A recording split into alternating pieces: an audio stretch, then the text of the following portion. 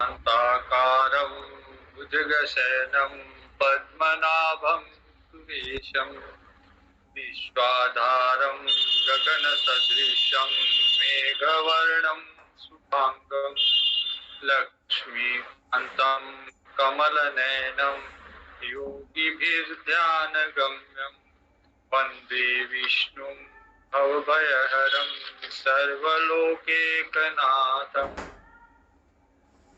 यं ब्रह्मा वरुणेन्द्ररुद्रमरुतः स्तुन्वन्ति दिव्यैस्तवे वेदे साङ्गपदक्रमोपनिषदे गायन्ति यं सामगाः ज्ञानावस्थिततद्गतेन मनसा पश्यन् यं योगिनः यस्यान्तं न विदुषुरासुरगणा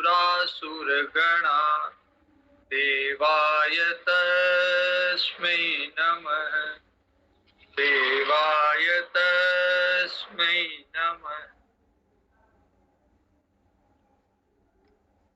श्रीमद् भगवद गीता के द्वितीय अध्याय में आज हम हैं और द्वितीय अध्याय के श्लोक संख्या 5 तक हमने कर लिया था।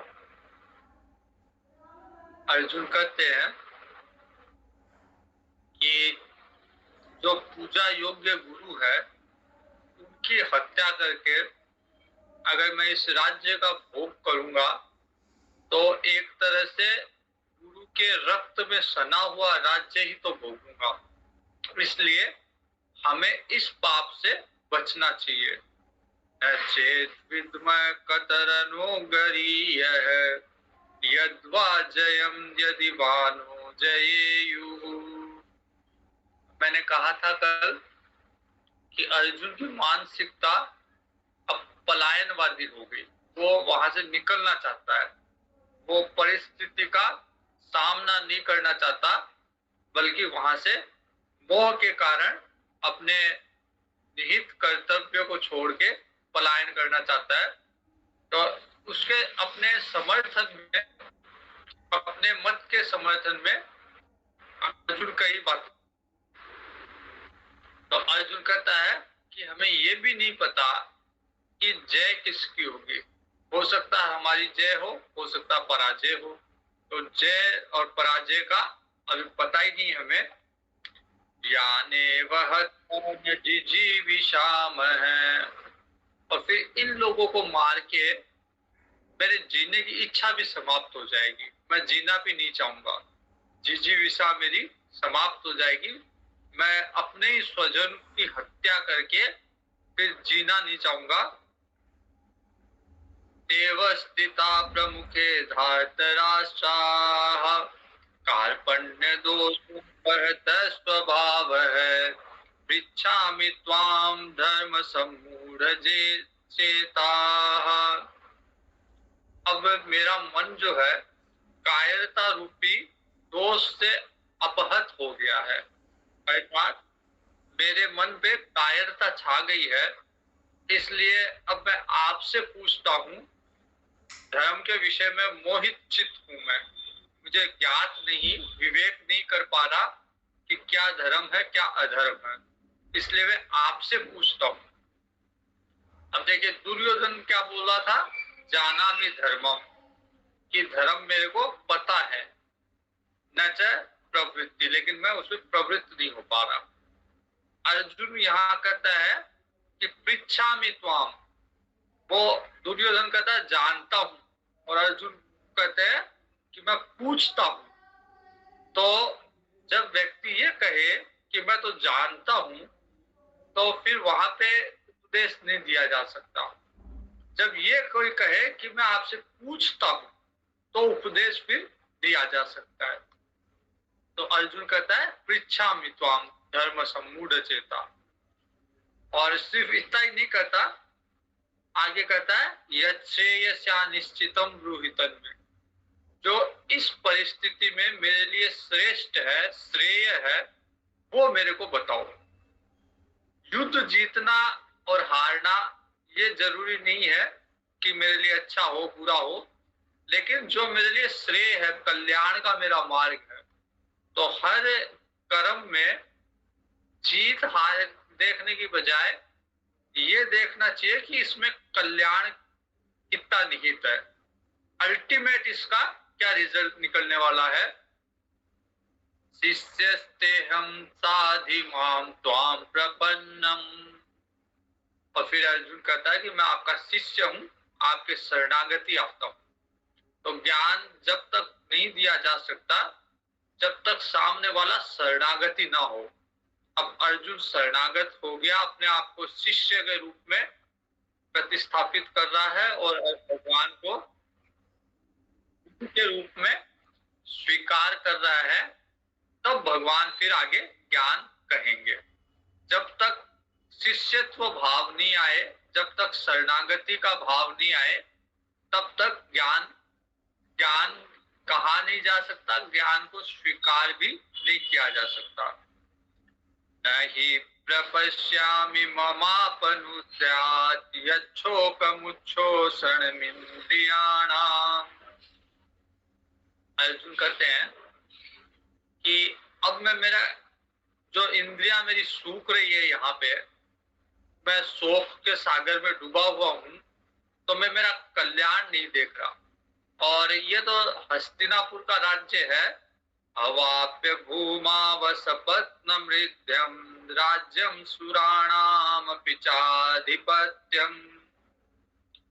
अगर हस्तिनापुर छोड़ अगर संपूर्ण पृथ्वी को का राज्य भी मेरे को निष्कंटक राज्य भी दिया जाए, संपूर्ण पृथ्वी का जो कि धन धान्य से संपन्न हो, या देवताओं का स्वर्ग लोक भी दे दिया जाए, तब भी मैं अपने आप को कल्याण नहीं समझ रहा, क्योंकि मेरा जो शरीर है वो सूख रहा है, मेरी इंद्रियां सूख रही है और मैं यहाँ खड़े होने में भी समर्थ नहीं हूं। अब संजय कहते हैं, संजय उवाच, संजय धृतराष्ट्र को सारा विवरण दे रहे हैं। तो संजय कहते हैं, एवं उक्त्वा ऋषिकेशं गुडाकेशः परन्तप न योत्स इति गोविन्दम् उक्त्वा तूष्णीं बभूवः। तमुवाच ऋषिकेशः प्रहसन्निव भारत सेनयोरुभयोर्मध्ये विषीदन्तम् इदं वच। संजय कह रहे हैं कि ऐसा करके अपना विषाद भगवान को सुना के अर्जुन चुप हो गया और चुपचाप जाके रथ के पीछे वाले हिस्से में जाके बैठ गया। और अब अर्जुन कहता है कि मैं युद्ध नहीं करूंगा, निश्चयात्मक रूप से कहता है कि अब मैं युद्ध नहीं करूंगा, और फिर चुप हो गया।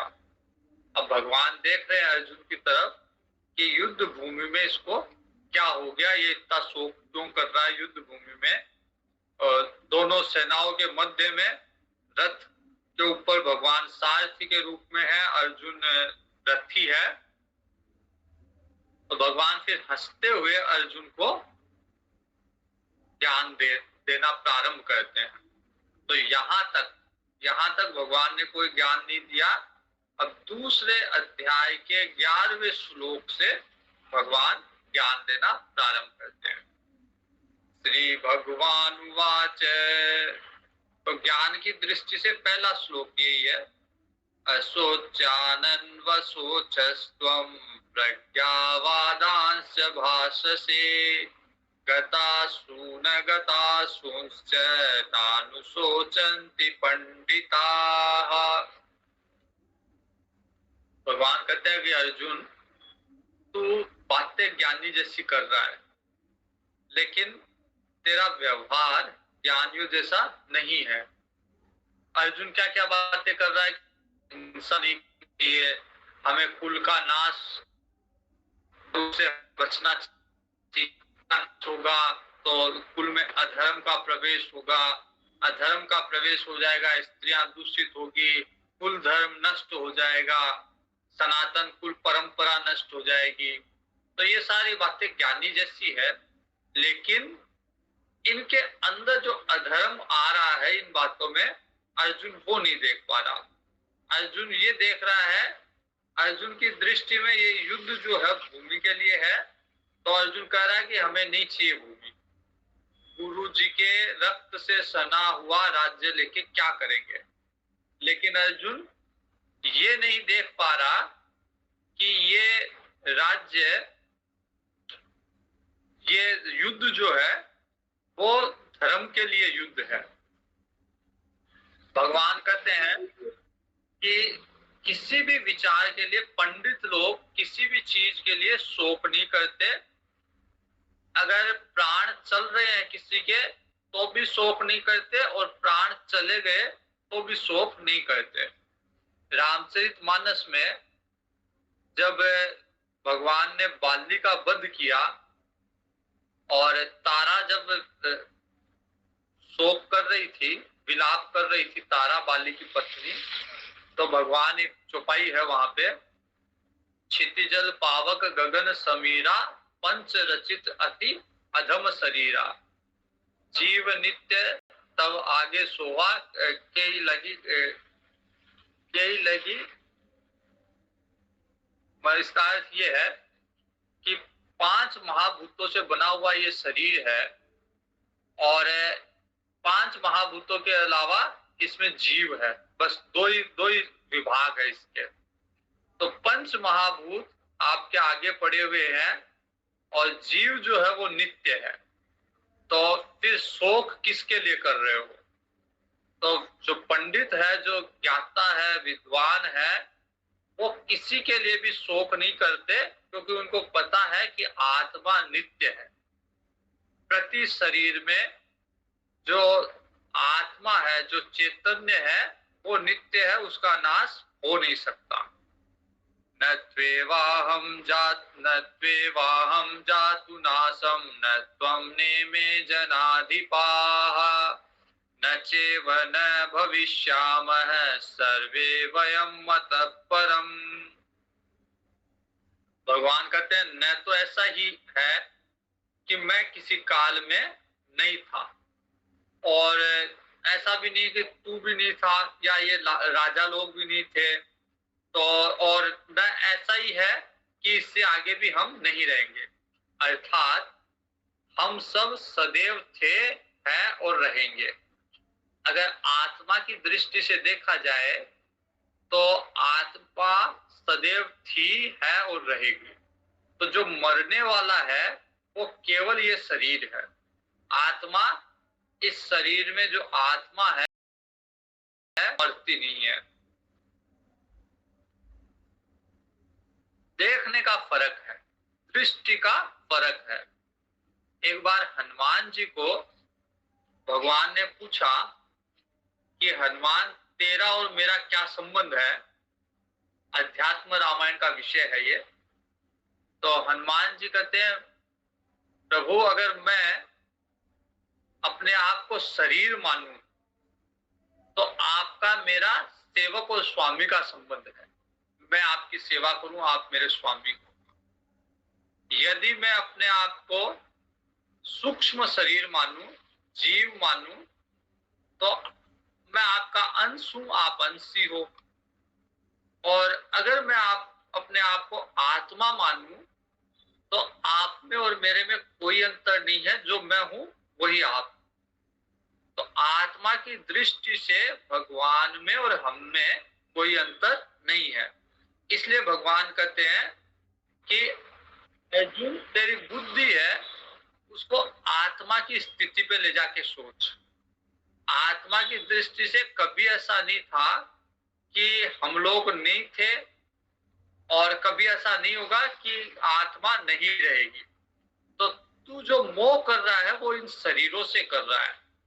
ये मेरे गुरुजी है, ये गुरुजी नहीं है, गुरुजी का शरीर है, नष्ट होने वाली चीज। इसमें गुरुजी नहीं, गुरुजी का शरीर नष्ट होने वाला है। गुरुजी की आत्मा कभी नष्ट नहीं होने वाली। देहिनोऽस्मिन्यथा देहे कौमारं यौवनं जरा, तथा देहान्त प्राप्ते धीरस्तत्र न मुह्यति। जैसे हमारे शरीर में बचपना था, बाल्य अवस्था थी, युवा अवस्था है, फिर उसके बाद में वृद्धावस्था आएगी। तो जो विद्वान है वो इसके लिए कभी विलाप नहीं करता कि मेरा तो बचपन चला गया। बचपन क्या चला गया, वो तो अवस्था थी, अवस्था को पार करना ही होता है। तो बचपन एक अवस्था थी, अब उस अवस्था को पार करके युवा अवस्था में आ गए, युवा अवस्था में वृद्धावस्था में चले जाएंगे। तो ये तो अवस्था है, अवश्यंभावी होगी, इसके लिए शोक क्या करना। जो इस चीज को जानते हैं, जिन्होंने इस चीज को स्वीकार कर लिया, वो तो इन सब चीजों में शोक करेंगे नहीं। और जो अज्ञानी है, जानते हुए भी वो स्वीकार नहीं कर पा रहे, वो इन चीजों पे शोक करेंगे। अरे मैं तो बचपन में था, अब मैं बड़ा हो गया। और जैसे जैसे अगर बच्चे को गुब्बारा दिलाओ और वो गुब्बारा अगर फूट जाए तो बच्चा शोक करता है, बच्चे को दुख होता है कि मेरा खिलौना था टूट गया। लेकिन जो पिताजी गुब्बारा दिला रहे हैं, उनको पता है कि गुब्बारा तो एक दिन में 2 दिन में टूटना ही है, तो उसके लिए क्या शोक करना। तो यहाँ पे भगवान कहते हैं कि जैसे देह के अंदर ये अवस्थाएं आती है, वैसे ही जीव एक देह से दूसरे देह में भी है। आज मनुष्य शरीर है, कल हो सकता है किसी अन्य शरीर, कोई पशु पक्षी, कुछ भी शरीर हम धारण कर सकते हैं। तो इसके लिए शोक नहीं करना चाहिए, क्योंकि आत्मा तो कभी मरती नहीं है, आत्मा अजर अमर है, मरने वाला शरीर है। मात्रा स्पर्शास्तु कौन्तेय शीतोष्ण सुख दुःखदाः आगमापायिनो नित्यास्तान्ति तिक्षस्व भारत। भगवान कहते हैं कि सर्दी गर्मी सुख दुख ये इंद्रियों और विषय के संयोग से होने वाला है। जैसे अगर मान लीजिए हमारे किसी इष्ट की, कोई बहुत हमारे नजदीक है, उसकी मृत्यु हो जाए तो हमें दुख नहीं होगा जब तक कि हमने हमारी आंखों से न देख लिया या कानों से न सुन लिया हो सकता है हमने 2 दिन हमें पता न चले, तो जब तक पता नहीं चलेगा हमें कोई दुख नहीं होगा, क्योंकि हमें उस चीज का आभास ही नहीं है, पता ही नहीं है। और जैसे ही पता चला, इंद्रियों से जैसे ही हमने उसे ग्रहण किया, हमें दुख हुआ। वैसे सुख भी है। तो ये सब चीजें, सर्दी गर्मी सुख दुख, ये इंद्रिय और विषयों का संयोग जब होता है तब उत्पन्न होती है ये सब चीजें। और ये सब विनाशशील है, अनित्य है। आज सुख है, कल दुख होगा, कल दुख है, फिर सुख होगा। तो इन सब चीजों को सहन करना चाहिए। सर्दी है तो गर्मी आएगी, गर्मी है फिर सर्दी आएगी, इनके लिए शोक नहीं करना चाहिए। जितना हो सके, कोई साधन उपलब्ध है तो साधन का सहारा ले लो, अन्यथा उसको सहन करो। सुख दुख गर्मी सर्दी, इनके ऊपर विलाप नहीं करना चाहिए। यम ही न व्यथयन्ते ते पुरुषम पुरुषर्षभ सम दुःख सुखम धीरम सो अमृतत्वाय कल्पते। जो व्यक्ति इनको सहन करता है, इन विषयों से व्याकुल नहीं होता, वही मोक्ष का अधिकारी है। जो इन विषयों से व्याकुल हो रहा है, सर्दी गर्मी सुख दुख, इनसे व्याकुल हो रहा है, तो उसके लिए मोक्ष नहीं है। क्योंकि वो थोड़ी सी भी मन की उद्वेगता से, अनुकूल प्रतिकूलता से मन उसका उद्वेलित हो जाता है। जबकि लक्ष्य हमारा मन को शांत करना, मन को समता की अवस्था में लाना है।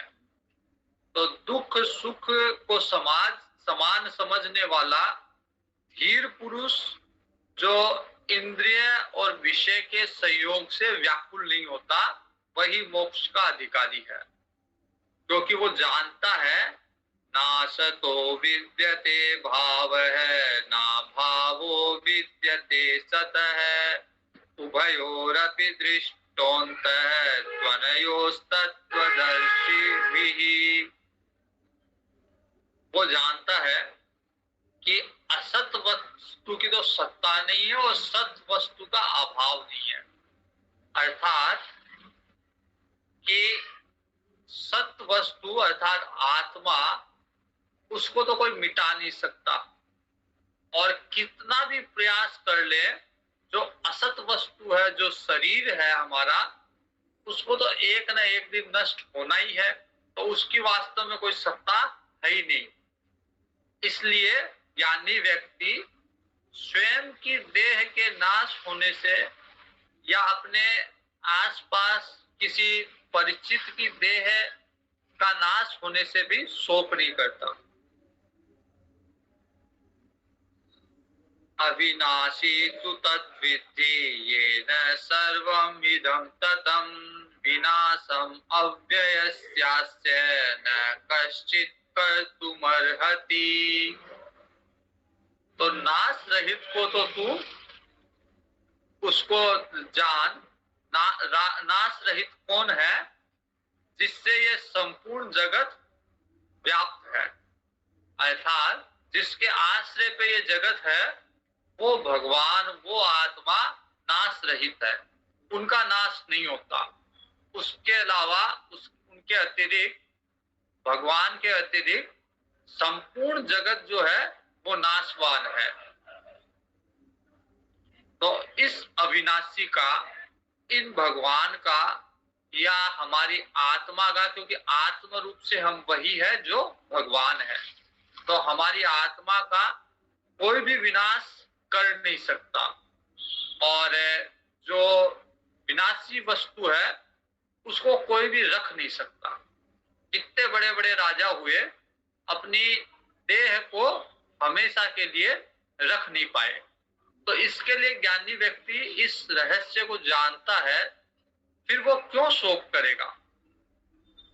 अंतवंत इमे देहा नित्य शोक्ता शरीरिणः, अनासीनो अप्रमेयस्य तस्मात् युध्यस्व भारत। भगवान कहते हैं कि ये नाश रहित अप्रमेय नित्य जो जीवात्मा है, ये सबके शरीर में है और शरीर सबका नाशवान है। इसलिए तू शोक मत कर कि ये मेरे गुरु जी है, ये भीष्म पितामह जी है, ये मेरे मामा है, इनके लिए शोक मत कर। तू धर्म का युद्ध कर रहा है, इसलिए तू युद्ध कर। य एनं वेत्ति हन्तारं यश्चेनं मन्यते हतम्, उभो तो न विजानीतः नायं हन्ति न हन्यते। जो ये समझता है कि आत्मा मरने वाली है, तथा जो इसको मरा मानता है, मर गया, तो हम ये माने कि इसका शरीर मरा है, या ये माने कि उसकी आत्मा मरी है। तो आत्मा किसी की भी मर नहीं सकती, आत्मा सदैव रहती है। जो नाशवान शरीर है वही उसका ही अंत हुआ है। तो इस आत्मा को जो मारने वाला समझता है या मरा हुआ समझता है, वो दोनों ही नहीं जानता कि आत्मा न मरती है, न इसे मारा जा सकता है। न जायते म्रियते वा कदाचित्, नायं भूत्वा भविता वा न भूयः, अजो नित्य शाश्वतोऽयं पुराणः, न हन्यते हन्यमाने शरीरे। तो आत्मा किसी भी काल में न तो जन्मता है और न मरता है। जन्म किसका हुआ? शरीर का। मरेगा कौन? शरीर। आत्मा न जन्मी न मदि। एक भगवान शंकराचार्य जी का एक निर्वाण अष्टकम है, उसमें स्पष्ट कहा है, न जन्मो न मृत्यु, न जन्म है न मृत्यु है। आत्मा की दृष्टि से आत्मा का न जन्म है न मृत्यु है। यह आत्मा जो है वो सदैव अजन्मी है, कभी जन्म नहीं लेती। शरीर जन्मा है, इस शरीर में उस आत्मा की अभिव्यक्ति मात्र हो रही है। तो जब तक हमारा संबंध हम इस शरीर से जोड़ के रखेंगे, हमें आत्मा की अनुभूति नहीं होगी। जैसे ही हमारे मन का संबंध शरीर से छूटेगा और तभी हमें आत्मा की अनुभूति होना प्रारंभ होगी। अजो नित्य शाश्वतो यम पुराण है, न हन्यते हन्यमाने शरीरे। क्योंकि आत्मा हमेशा अजन्मी, नित्य, सनातन, पुरातन है। शरीर के मारे जाने पे भी आत्मा नहीं मरती। वेदा विनाशिनम नित्यम य एनम अजम अव्ययम, कथम स पुरुष पार्थ कम घातयति हन्तिकम। जो पुरुष इस आत्मा को नाश रहित, नित्य, अजन्मा, अव्यय जानता है, वह कैसे किसी को मार सकता है और कैसे किसी को मरवा सकता है। अर्थात जिसका व्यवहार आत्मा से है, उसके मन में भी नहीं आता कि मैं किसी की हत्या कर दूं या किसी की हत्या करवा दूं। हत्या उसकी नहीं, उसके शरीर की हो रही है। वो जो आत्म रूप से है वो सदैव अजर अमर है। और आत्मा कैसे शरीर बदलती है, जैसे हम लोग कपड़े बदलते हैं, वैसे आत्मा एक देह से, हम जैसे आज एक वस्त्र धारण किया, कल दूसरा वस्त्र धारण करेंगे। वैसे आत्मा आज एक शरीर धारण करती है और कल दूसरा शरीर धारण कर लेगी। वांसांसि जीर्णानि यथा विहाय, पुराने कपड़ों को हम छोड़ के नए पहन लेते हैं। वासांसि जीर्णानि यथा विहाय, नवानि गृह्णाति नरोपराणि, तथा शरीराणि विहाय जीर्णा अन्यानि संयाति नवानि देहि। तो जिस प्रकार से हम पुराने कपड़े को छोड़ के नया पहनते हैं, आत्मा भी पुराने जर्जर शरीर को छोड़ के और नया शरीर ग्रहण कर लेती है। अब इसमें हमें कष्ट थोड़ी ना होता है। जब हम पुराने कपड़े को छोड़ के नया कपड़ा धारण करते हैं, तो इसमें किसी तरह का कोई पीड़ा नहीं, कोई कष्ट नहीं। हम जानते हैं कि ये कपड़ा पुराना हो गया, अब नया कपड़ा धारण करना है। वैसे ही आत्मा को भी कोई कष्ट नहीं होता, कोई पीड़ा नहीं होती पुराना शरीर छोड़ के नया शरीर धारण करने में। जो कष्ट होता है वो इस शरीर को ही होता है, आत्मा को कोई कष्ट नहीं होता। नैनम छिन्दन्ति शस्त्राणि नैवावकः, न चेन क्लेदयन्त्यापः, न शोषयति मारुतः। इस आत्मा को न कोई मार सकता है, न कोई शस्त्र काट सकता है, न आग जला सकती है, न जल इसको गीला कर सकता है, न वायु इसको सुखा सकती है। तो आत्मा हर परिस्थिति में, हर काल में अविनाशी है, उसका नाश संभव ही नहीं है। क्योंकि आत्मा अच्छेद्य है, अदाह्य है, अक्लेद्य है और अशोष्य है। अर्थात वो जल नहीं सकती, वो सूख नहीं सकती, वो आत्मा है वो गल नहीं सकती। इन सब चीजों से परे है आत्मा। स्थिर है, नित्य है, सर्वव्यापी है। सदैव रहने वाली सनातन है आत्मा। अव्यक्तोयम अचिंत्योयम अविकार्योयमुच्यते तस्मादेवं विदित्वेदं नानुशोचितुमर्हसि। तो आत्मा सदैव अव्यक्त है, कभी व्यक्त नहीं होती, अचिंत्य है, उसका कोई चिंतन नहीं कर सकता, विकार रहित है, उसमें कोई विकार उत्पन्न नहीं हो सकता। इस आत्मा को अगर इस तरह से कोई जान ले, उपयुक्त प्रकार से जान ले, तो फिर वो कभी शोक करेगा ही नहीं।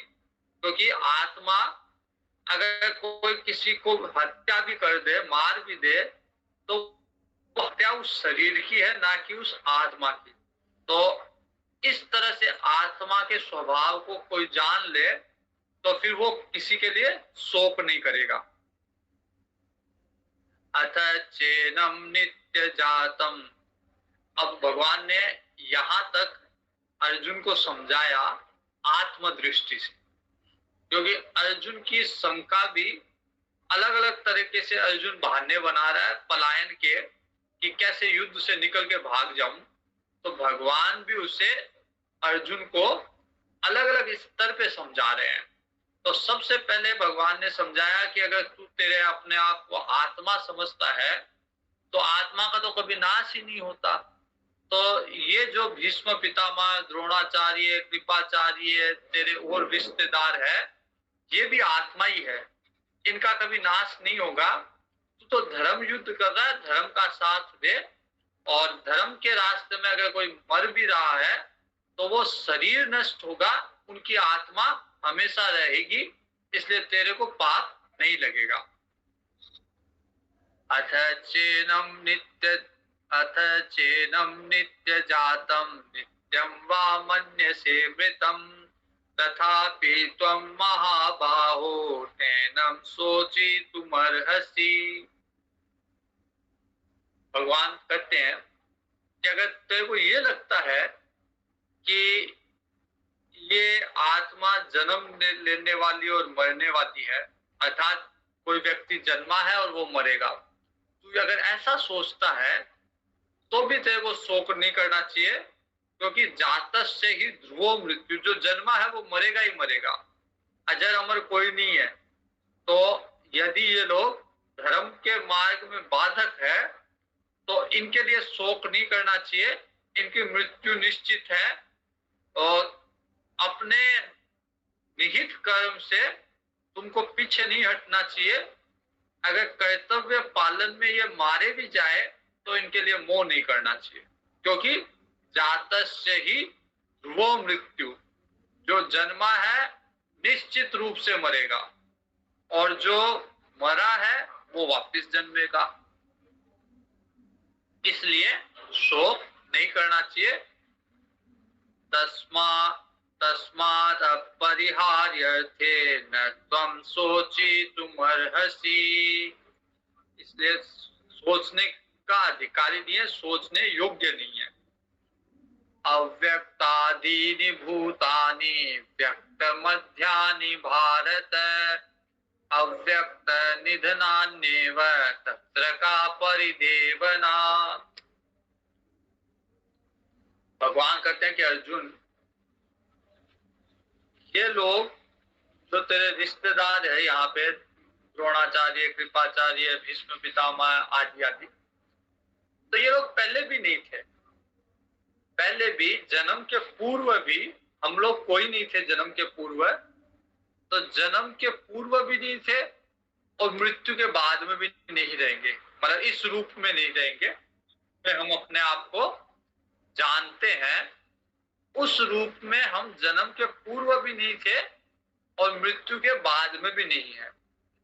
तो इसका अर्थ है कि केवल मध्य के समय हम व्यक्त हो रहे हैं।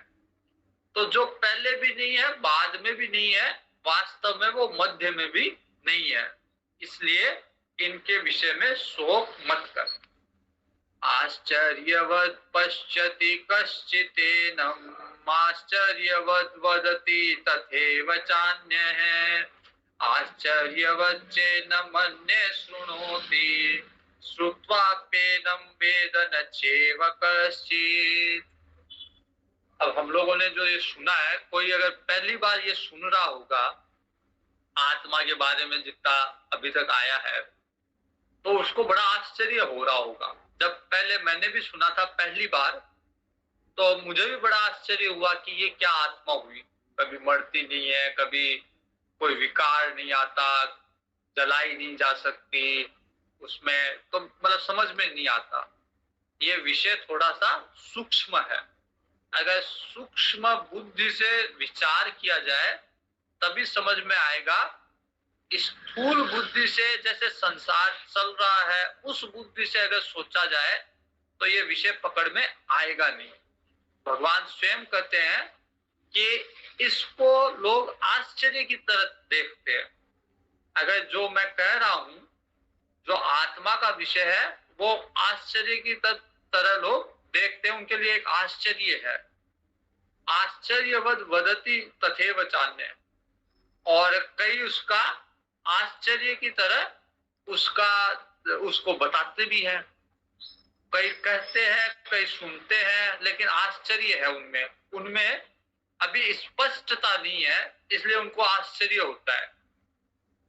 आश्चर्यवच्चे न मन्य सुनोति श्रुत्वापि न वेद न चैव कश्चित्। अगर किसी ने सुन भी लिया तो ये विषय जल्दी से उसके पकड़ में नहीं आता, वो इस विषय पे को जान नहीं पाता। देहि नित्यमवध्योऽयं देहे सर्वस्य भारत, तस्मात् सर्वाणि भूतानि न त्वं शोचितुमर्हसि। भगवान कहते हैं कि जो देही है, जो आत्मा है, वो सब देहों में, सब शरीर में आत्मा है, वो नित्य है और अवध्य है, उसको कोई मार नहीं सकता। इसलिए किसी की भी मृत्यु पे शोक मत कर, क्योंकि वास्तव में आत्मा मरती नहीं है, इसलिए सोच करने योग्य नहीं है। अब भगवान, मैंने कहा ना, भगवान अलग अलग स्तर पे समझा रहे हैं। तो सबसे पहले भगवान ने समझाया आत्मा की दृष्टि से कि अर्जुन, ये सब आत्मा है, ये शरीर नहीं है, इसलिए इनकी मृत्यु का मोह मत रख, शोक मत कर। फिर भगवान ने कहा कि अच्छा चल ठीक है, आत्मा का ज्ञान नहीं समझ में आया तो तू ये मान ले कि सबकी मृत्यु होती है, सबको जन्म लेना पड़ता है। तो जो जन्मा है अवश्य मृत्यु होगी, कोई अजर अमर नहीं है, और मृत्यु के बाद फिर जन्म होगा।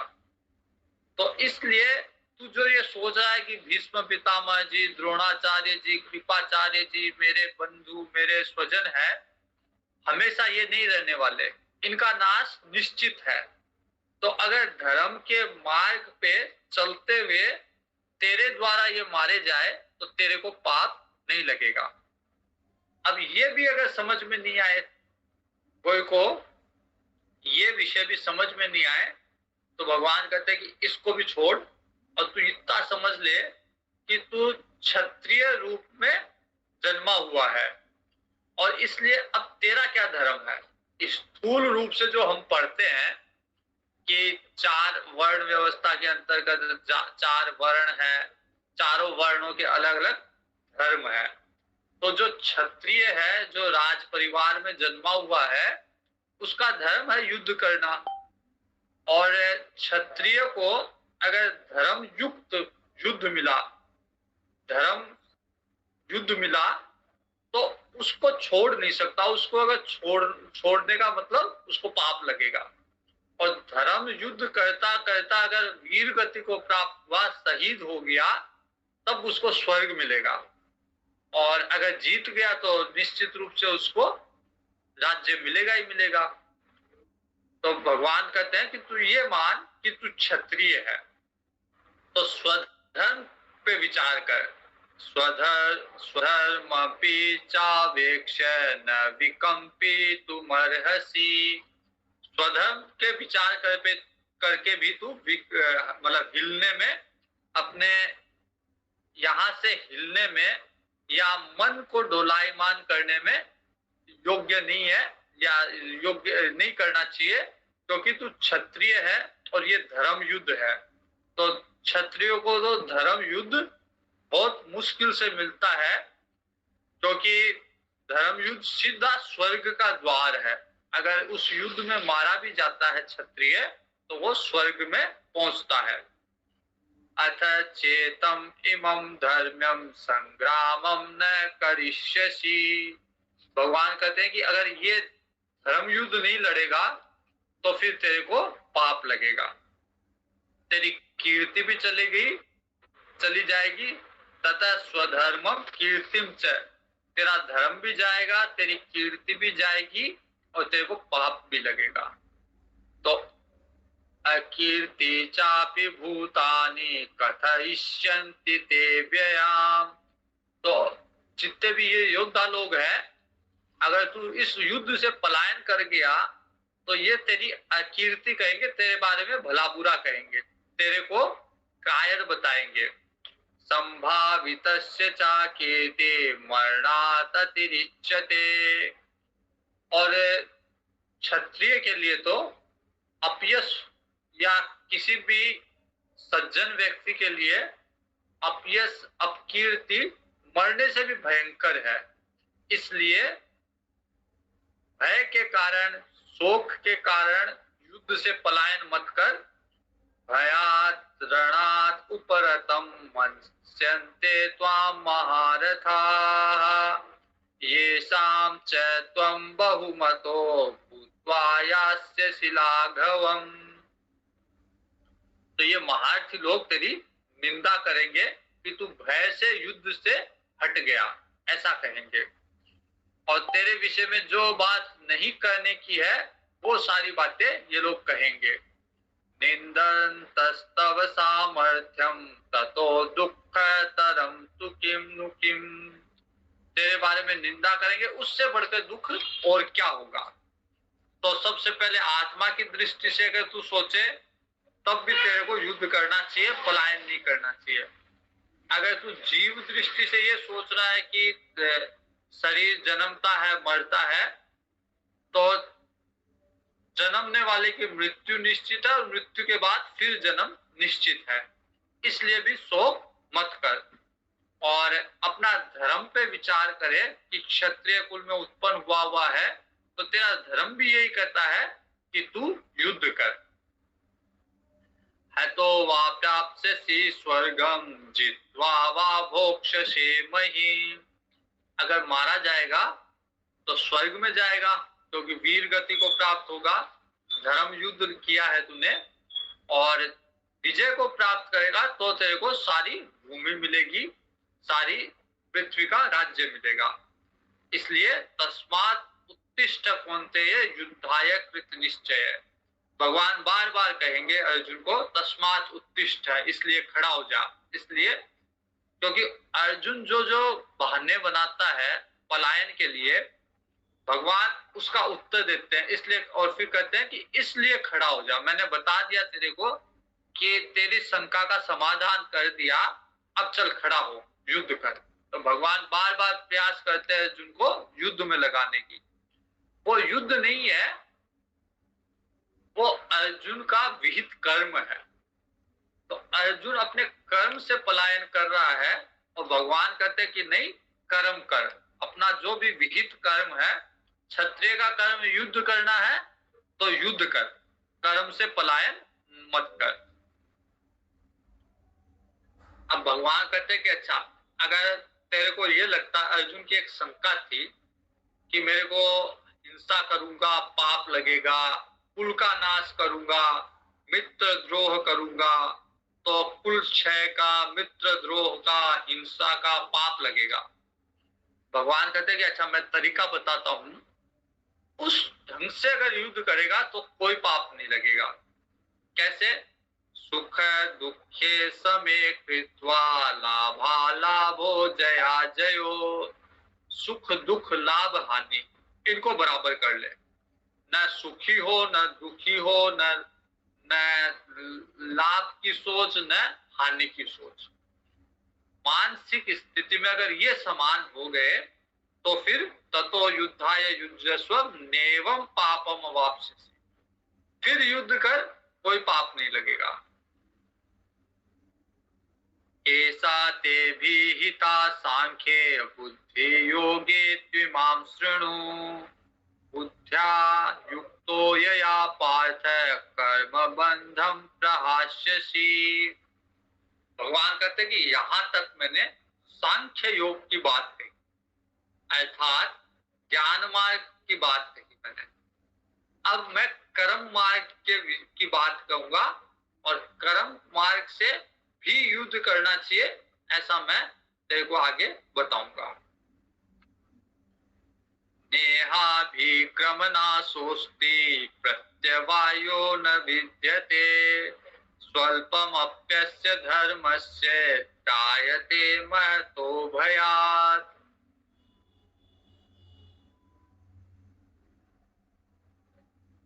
तो भगवान कहते हैं कि कर्म को अगर कर्म योग से किया जाए तो फिर उसका पाप नहीं लगता।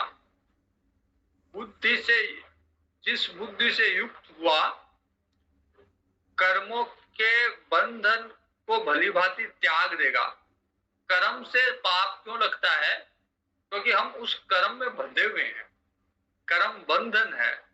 जब वो कर्म बंधन छूट जाएगा फिर भले ही हम कर्म करें हमें कोई पाप नहीं लगेगा।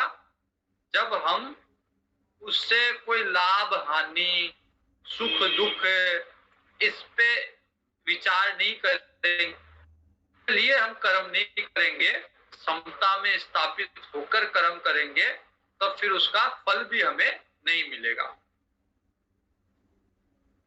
नेहा, इस कर्म योग के आरंभ से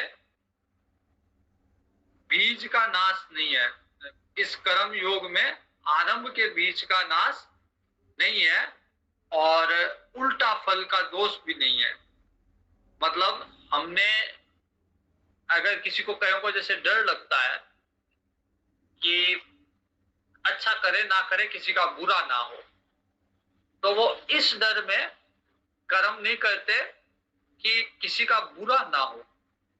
तो भगवान कहते हैं कि कर्म योग से किसी का बुरा नहीं होगा और उसका उल्टा असर भी नहीं होगा।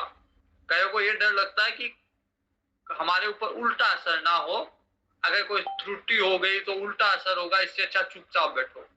लेकिन भगवान कहते हैं कि कर्म योग से कर्म करने वालों पे कभी भी कर्म का उल्टा असर, जैसे कई दवाई होती है ना मेडिसिन, वो रिएक्शन कर जाती है, उल्टा असर हो जाता है। भगवान कहते हैं कर्म योग से ऐसा कुछ नहीं होगा, बल्कि कर्म योग से तो अगर थोड़ा सा भी कर्म योग किया, इस कर्म योग रूपी धर्म का थोड़ा सा भी पालन किया, तो जन्म मृत्यु का जो भय है उससे वो भय नष्ट हो जाएगा। फिर न जन्म होगा न मृत्यु होगी। व्यवसायत्मिका बुद्धि एके है कुरु नंदन, बहु शाखायनन्ताश्च बुद्धयो व्यवसायिनाम। व्यवसायी, भगवान कहते हैं कि कर्म योग में निश्चयात्मिका बुद्धि एक ही होती है। जब कर्म योग व्यक्ति कर रहा है तो उसकी बुद्धि में एक ही विचार रहता है, स्पष्ट रहता है कि क्या करना चाहिए। क्योंकि अस्थिर चित्त जो है, जब विवेकहीन व्यक्ति होता है उसका चित्त अस्थिर होता है, वो कभी करूं ना करूं, वो डामाडोल स्थिति में रहता है। तो जो बुद्धि निश्चयात्मिका नहीं होती है उसका नाश निश्चित है, अस्थिर मन वाले का नाश निश्चित है। अब कोई ये कह सकता है कि कर्म की इतनी बुराई की हुई है या कर्म को कर्म योग से करना कहा गया है, तो बहुत सारे कर्म वेदों में बताए गए हैं। जैसे वो यज्ञ का विधान बताया गया है कि पुत्रेष्टि यज्ञ करो, पुत्र की प्राप्ति होगी। कई यज्ञ स्वर्ग के लिए यज्ञ होते हैं, वाजपेयी यज्ञ हुआ, अश्वमेध यज्ञ हुआ, राज्य प्राप्ति के लिए यज्ञ है। तो अगर कर्म का फल नहीं प्राप्त करना होता, क्योंकि भगवान ने कहा कर्म योग से कर्म करो, फल की इच्छा के बिना कर्म करो, तो फिर वेदों में कर्म और उसका फल क्यों बताया हुआ है? भाई अगर कर्म योग से ही कर्म करना होता, बिना फल की इच्छा के कर्म करना होता, तो वेदों में क्यों कहा गया है कि ये कर्म करने से ये फल होगा, पुत्रेष्टि कर्म करने से पुत्र की प्राप्ति होगी, धन के लिए यज्ञ करने से धन मिलेगा, स्वर्ग के लिए यज्ञ करोगे तो स्वर्ग मिलेगा। तो ये कर्म और उसका फल ये तो वेदों में बताया हुआ है। तो भगवान कहते हैं यामिमाम पुष्पिताम वाचम प्रवदन्त्य विपश्चिताः वेदवादता पार्थ नान्यत अस्तीति वादिनः।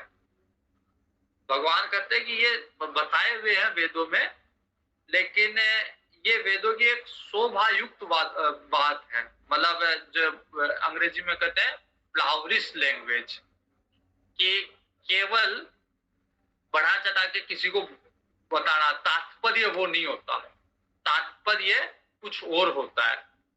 तो भगवान यहाँ पे कहते हैं कि जो बातें वेदों में इस तरह से कही गई है कि ये कर्म करो इसका ये फल होगा, वो उन व्यक्तियों के लिए है जो वेद के बाहर है। उनको कम से कम उनकी वासनाओं के अनुकूल वेद के दायरे में लाया जाएगा। फिर बाद में वेद का तात्पर्य निर्णय बताया जाएगा कि ये कर्म स्वर्ग नरक पाप पुण्य इनसे बढ़ के भी कोई चीज है।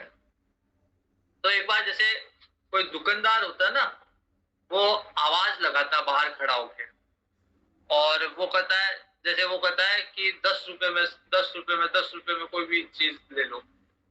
जैसे आप अंदर जाओगे दुकान में, या बाहर बोर्ड लगा हुआ रहता है कि कई बार जैसे बड़े बड़े शोरूम में बोर्ड लगा हुआ रहता है 80% डिस्काउंट, 70% डिस्काउंट। जैसे आप अंदर जाओगे वो बोलेंगे कि ये 80% डिस्काउंट वाली चीजें केवल इस रेक में है, बाकी सारी चीजों के पैसे पूरे लगेंगे। तो वो जो 80% का बोर्ड है वो क्या है? केवल पुष्पिताम वाचर, फ्लावरिश लैंग्वेज, आपको बुलाने के लिए। तो वेद भी ऐसे ही कुछ बातें कहता है ताकि आप उसके दायरे में आ जाओ, आप दुकान के अंदर आ जाओ।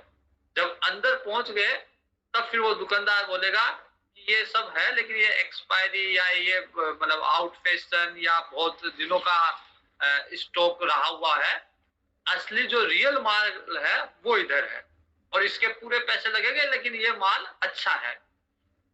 तो वेद भी फिर जब आप एक बार उसके दायरे में आ जाओगे, उसकी बात मानने लग जाओगे।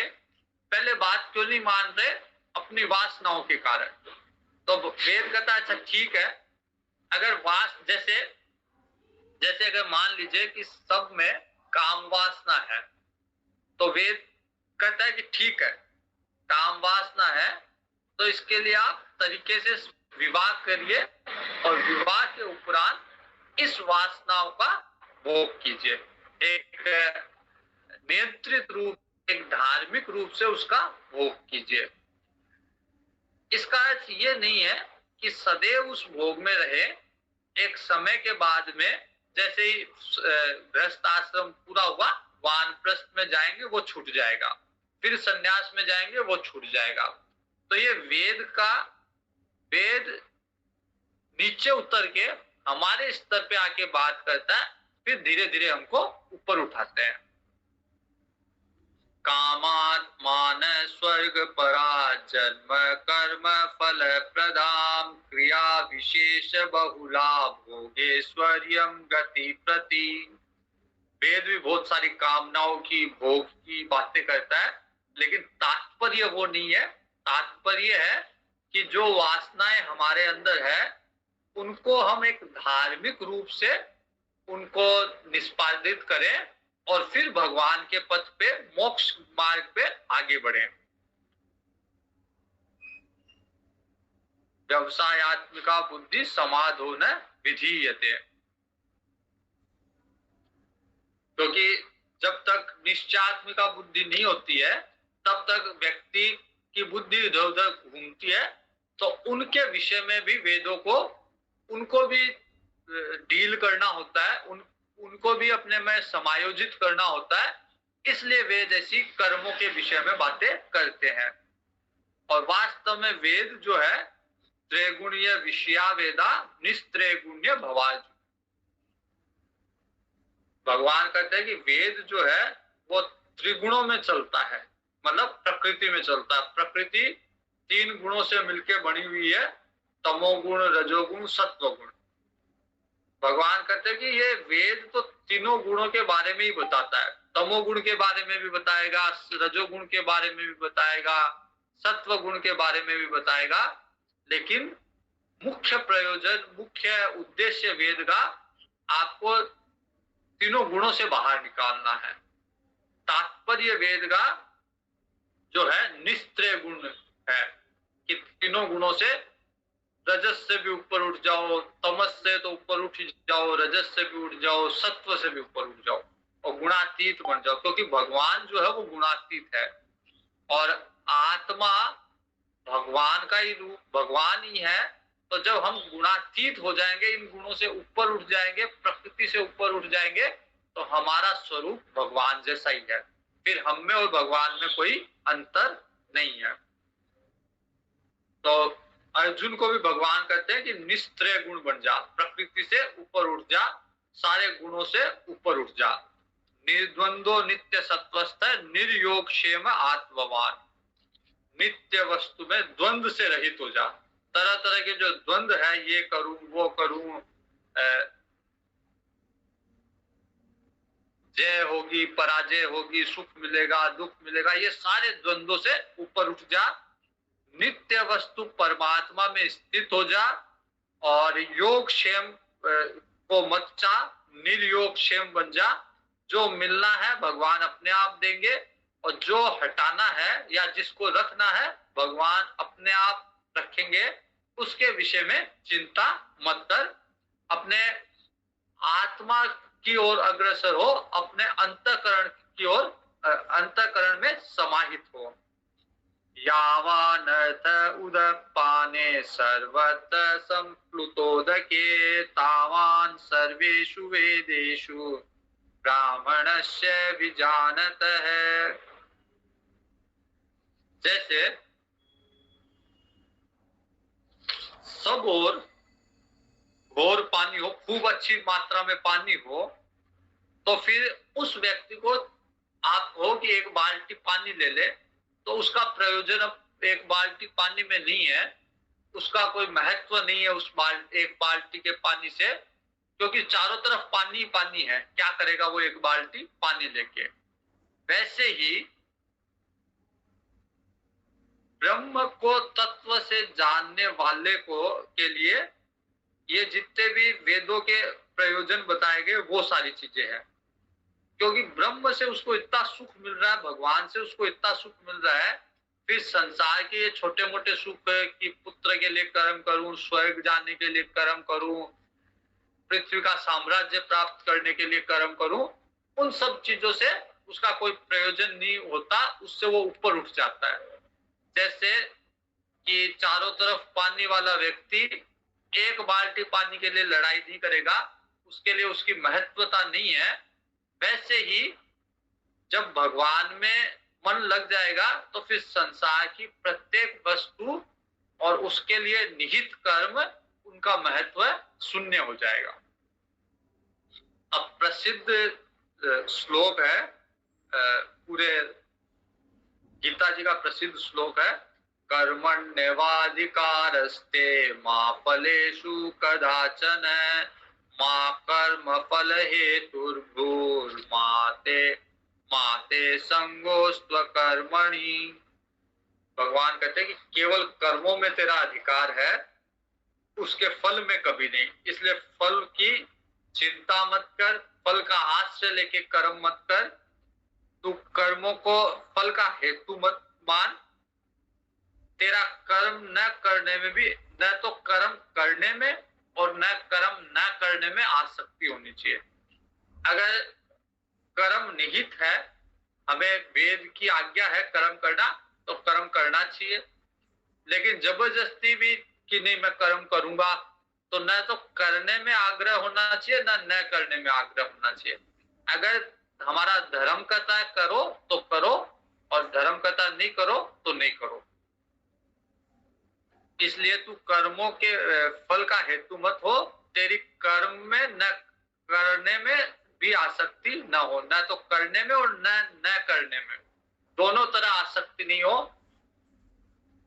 जैसे अगर मान लीजिए कि कोई सेवक है और मालिक उसको ले जा रहा है कहीं पे, तो वो ये भी नहीं कहेगा कि मैं आपके साथ जाऊंगा, वो ये भी नहीं कहेगा कि नहीं जाऊंगा। जाने और न जाने में दोनों में उसकी आसक्ति नहीं है। जैसा आदेश होगा वैसा ही वो कार्य करेगा। तो वैसे ही हमको भी केवल जो हमारा धर्म है बस उतना ही काम करना चाहिए। जबरदस्ती किसी कर्म में जबरदस्ती की आसक्ति नहीं होनी चाहिए, न तो करने में और न करने में, छोड़ने में भी नहीं। अब अर्जुन यहाँ पे क्या कर रहा है कि युद्ध नहीं करने में उसका जोर है, उसका आग्रह है कि युद्ध नहीं करूंगा। भगवान कहते नहीं, न तो करने में और न करने में, दोनों तरह में आसक्ति नहीं हो। जो धर्म कहे वो कर। तो तेरा धर्म क्षत्रिय कुल में उत्पन्न हुआ है, तेरा धर्म है कि कर्म कर, युद्ध कर, तो तेरे को युद्ध करना चाहिए। आज यही रखते हैं, अगला भाग द्वितीय अध्याय का कल देखेंगे। ओम पूर्णमद पूर्णमिदं पूर्णात् पूर्णमुदच्यते पूर्णस्य पूर्णमादाय पूर्णमेवावशिष्यते। ओम शांति शांति शांति।